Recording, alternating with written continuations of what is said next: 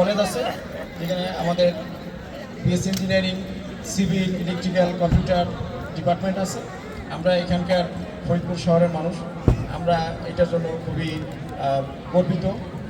তো আমি এখানকার মানুষ হিসেবে ফরিদপুর ইঞ্জিনিয়ারিং কলেজের সিভিল ইঞ্জিনিয়ারিং ডিপার্টমেন্টের সাথে আমার একটা সুসম্পর্ক আছে।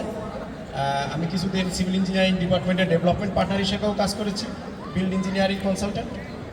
তো সেই সূত্রে সিভিল ইঞ্জিনিয়ারিং ডিপার্টমেন্টের ছোটো ভাইদের সাথে আমার একটা অন্যরকম হৃদ্যতা আছে।